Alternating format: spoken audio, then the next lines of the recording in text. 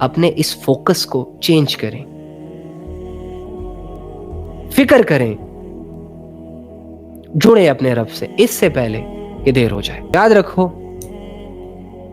اللہ کی غفلت بہت بری چیز ہے، اللہ کی غفلت بہت بری چیز ہے۔ جس طرح ایک آگ خشک لکڑی کو جلا دیتی ہے نا ود ان سیکنڈز، اگر آگ لگی ہو خشک لکڑی کو وہ جل جاتی ہے، ختم ہو جاتی ہے، ایندھن بن جاتی ہے، اس کی شکل ہی چینج ہو جاتی ہے۔ پہلی اچھی خاصی لکڑی تھی، اب آگ لگی تو اس آگ نے تھوڑا تھوڑا کر کے اسے ایسا جلا دیا کہ راکھ میں تبدیل کر دیا۔ پہلے اس کے اندر ایک سختی تھی، کسی کو مارتے نا تو اس کا سر کھل جاتا، اب وہ ایک راکھ بن چکی، کوئی بھی ہاتھ میں اڑا کے اڑا دے گا اسے، ویلیو نہیں بچی اس کی، کسی کام کی نہیں رہی۔ اسی طرح ایک جیتا جاگتا سالم انسان جب گناہوں میں انوالو ہوتا ہے، اللہ کی غفلتوں کا راستہ اختیار کرتا ہے اور روزانہ اپنے اللہ رب العزت کی ڈھیل سے ناجائز فائدہ اٹھاتا ہے، روزانہ یہ آنکھ کھولتا تو ہے لیکن اس آنکھ کھولنے کو یہ اپنے لیے ایک چانس نہیں سمجھ رہا کہ کل تو میری رات غفلت میں گزر گئی، گناہوں میں گزر گئی، کل تو میں نے زنا کیا، شرابیں پی، لوگوں کے حق دبائے، اللہ کی نافرمانی کی، نمازیں نہیں پڑھی، پتہ نہیں کیا سے کیا گند میں منہ مارتا رہا، چلو رات کو مرا نہیں، اب ایک نیا دن آ گیا، ایک نیا سورج میں نے دیکھ لیا، ایک نئی آب و ہوا میرے سامنے ہے، آؤ آج کے دن اپنے آپ کو تبدیل کر لیتا ہوں، بدل دیتا ہوں، اپنی سوچ بدل دیتا ہوں، اپنے اعمال بدل دیتا ہوں، اپنی زندگی کا رخ بدل دیتا ہوں۔ تو جو انسان ایسے فیصلے نہیں کرتا نا، پھر ایسے انسان کو اللہ کی غفلت اور وہ گناہ جو یہ خود کر رہا ہوتا ہے تھوڑے سے مزے کے لیے، تھوڑی سی لذت کے لیے، تھوڑے سے نام اور عہدے اور شہرت کے لیے، وہی گناہ اور وہی غفلتیں اس کو تباہ کر دیتی ہیں، اس کا ککھ باقی نہیں بچتا۔ وہ چیزیں جو اس نے اپنے ہاتھوں سے اویل کی ہوتی ہیں، خریدی ہوتی ہیں، وہی چیزیں استعمال کرنے کا دل نہیں کر رہا ہوتا۔ وہ راحت و آرام کے نقشے جس پر اس نے ملین خرچ کر دیا، بلین خرچ کر دیا، اللہ کے تعلق سے کٹنے کی وجہ سے اور اللہ کے اگینسٹ زندگی گزارنے کی وجہ سے، اسلام سے منہ موڑنے کی وجہ سے اور اپنی خواہشوں پہ چلنے کی وجہ سے اور اللہ کی یاد سے منہ موڑنے کی وجہ سے، وہی چیزیں، وہی راحت و آرام کے نقشے اسے سکون نہیں دے رہے، اسے آرام نہیں دے رہے، بلکہ ڈرا رہے ہیں۔ اللہ کی غفلت، اور یہ بھی کبھی کبھی میں سوچتا ہوں کچھ لوگوں کے لیے تو یہ چیز بھی اللہ کی نعمت ہے کہ ہو سکتا ہے وہ دنیاوی حالات سے تنگ آ کر اپنے رب کے پاس چلے جائیں کہ اللہ بہت کر لی غفلت، تھکا دیا ان گناہوں نے، الجھا دیا ان لوگوں نے، ان لذتوں اور ان خواہشوں اور ان گناہوں نے تو مجھے پاگل کر کے رکھ دیا ہے، نیا دن نیا گناہ، ایک کرتا ہوں سوچتا ہوں نہیں کروں گا، اگلے دن پھر وہی غفلت، ٹوٹ چکا ہوں یار، اب بس اب نہیں کروں گا۔ لیکن وہی بات کہ انسان تنگ بھی ہے، بوجھل بھی ہے، انسان کو سب چیزیں پتہ بھی ہے، اسے یہ سمجھ بھی آ گئی ہے کہ بھئی گناہوں میں سکون نہیں ہے، اللہ کے بندے، یہ اللہ سے غفلتیں انسان کو برباد کر جاتی ہیں، کھا جاتی ہیں، جلا دیتی ہیں، دل بند ہو جاتا ہے، ذہن بند ہو جاتا ہے، اس کے باوجود اگلے دن وہی کام کرتا ہے، تنگ ہی نہیں ہو رہا۔ اللہ کی یہ بلیسنگ ہے یار، آ جاؤ، تنگ پڑ جاؤ، کمزور ہو جاؤ، بے بس ہو جاؤ، لاچار سمجھو، جھک جاؤ اللہ کے سامنے، کہو اللہ کو اللہ اب نہیں کروں گا کچھ بھی، لیکن ہم نہیں کرتے ہیں۔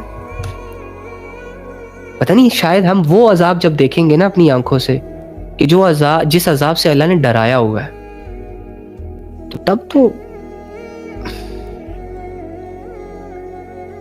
تو کافر بھی ایمان لانے کی بات کریں گے، تو پھر ہمارے ایمان کا فائدہ کیا ہے؟ ایمان والا تو اللہ سے ڈرتا ہے بن دیکھے، ایمان والا تو اللہ کے لیے سٹرگل کرتا ہے بن دیکھے، غیب پر اس کا ایمان ہوتا ہے۔ جنت ہم نے نہیں دیکھی، ہمیں پتہ ہے انشاءاللہ کہ جنت اللہ دے گا، دوزخ ہم نے نہیں دیکھی لیکن ہم اس سے ڈرتے ہیں، ہمیں پتہ ہے کہ ہے، ایگزسٹ کرتی ہے، 60-70 سال کے بعد آ جائے گی نظروں کے سامنے۔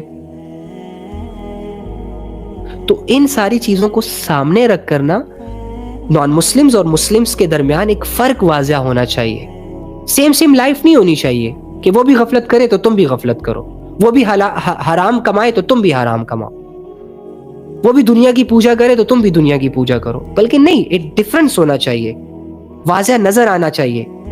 تم خدا کی عبادت کرو، یہ تمہاری پہچان ہونی چاہیے. لیکن آج میرے گھروں میں عبادتوں کا ماحول نہیں، میری زندگی میں عبادت کا ماحول نہیں.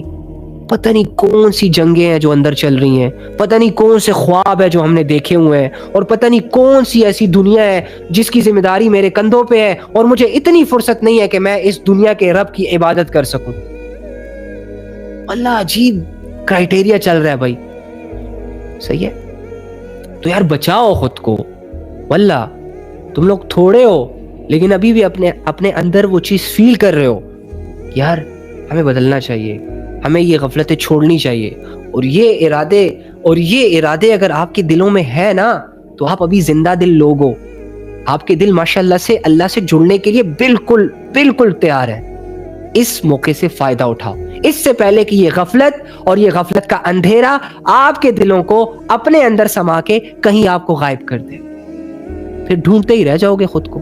تو اس گولڈن اپرچونٹی سے فائدہ اٹھاؤ. اگر آپ کو اللہ کی بات سمجھ آ رہی ہے، کلک ہو رہی ہے، اس کا مطلب یہ ہے کہ یہی وہ صحیح وقت ہے کہ آپ اپنے ارد گرد موجود تمام غفلتوں کو اللہ کی خاطر قربان کر دو. تمام خواہشوں کو جو لا حاصل ہے اور جس کی حاصل کی تمناؤں نے ہمیں اتنا الجھایا ہوا ہے کہ ہم اپنا فوکس سسٹم اپنے رب پر نہیں جوڑ پا رہے، اور ہم سے ڈپریشن میں اور انزائٹی میں بہت برے اعمال سرزد ہو رہے ہیں. ان تمناؤں کو، ان خواہشوں کو اللہ کے لیے قربان کر دو. اگر آپ کی زندگی میں گناہ ہے، اللہ سے غفلت ہے، لوگوں کی فکریں آپ کے مائنڈ میں 24 گھنٹے چل رہی ہیں لیکن اللہ کی آیتوں کا نالج تک نہیں ہے، اللہ کی عطاؤں کا یقین تک نہیں ہے، اللہ کے ہونے کا احساس تک نہیں ہے، اللہ کے دیکھنے کا یقین نہیں ہے، اللہ سے ملنے کا یقین نہیں ہے، تو آپ اپنے اس فوکس کو چینج کریں، فکر کریں، جڑے اپنے رب سے اس سے پہلے کہ دیر ہو جائے. یہ آپ کے پاس اپرچونٹی ہے. اگر آپ یہ فیل کر رہے ہو نا کہ میرے اندر یہ کمی کوتاہی ہے، تو فیل کرنے والے بندے میں خود کو چینج کرنے کی صلاحیت بھی ہوتی ہے. اور جو بندہ رب کے لیے خود کو چینج کرے، واہ، اس کا مددگار تو اللہ، اور جس کا مددگار اللہ، کیا خیال ہے؟ کیا خیال ہے؟ جس کے ساتھ اللہ کھڑا ہو جائے، تھوڑا سا سٹینڈرڈ ہولڈر، تھوڑا سا دولت مند انسان جب آپ کے بازو میں بغل میں کھڑا ہو نا تو آپ کا بھی سینہ چوڑا ہو جاتا ہے. آپ کو بھی ایسا لگتا ہے جیسے اس کی وجہ سے دنیا اب میری مٹھی میں آنے والی ہے نا؟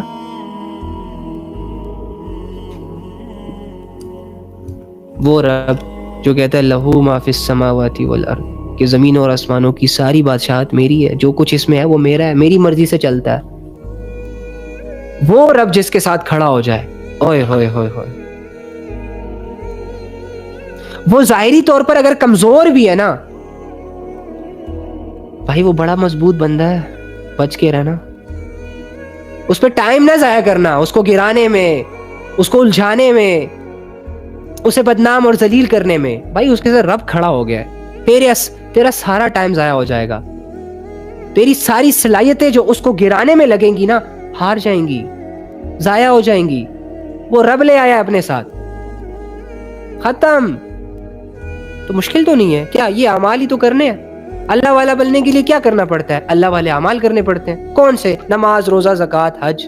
اگر استعداد ہے تو حج، اگر استعداد ہے تو زکوٰۃ، نہیں تو نماز، روزہ، نوافل، اچھا اخلاق، اچھی معاشرت، حلال حرام کی تمیز.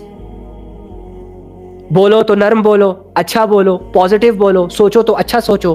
اپنی آنکھوں کو بچاؤ اللہ کی نافرمانی سے، وہ نہ دیکھو جسے اللہ نے منع کیا ہے. اپنے کانوں کو اللہ کی نافرمانی کے بول سننے سے بچاؤ، وہ نہ سنو جس سے اللہ رب العزت نے منع کیا. زبان سے وہ نہ بولو جس سے اللہ رب العزت نے منع کیا. That's it. کیا مسئلہ ہے؟ مشکل ہے؟ کیوں؟ ایسا کرنے سے زندگی پھیکی ہو جائے گی؟ ہونے دو پھیکی. ایسا کرنے سے مزہ نہیں آئے گا؟ نہ آئے. 50-60 سال تک کوئی لینا دینا نہیں ہے تمہارا مزوں سے. اس کے بعد کرنا نا مزے. جب اللہ کھلا چھوڑے گا, کھلی ڈیل دے گا کہ کرو جو کرنا ہے. یہاں تھوڑا لگام ڈالو خود کو. مرا کیا ہو گیا ہے اللہ کے بندوں,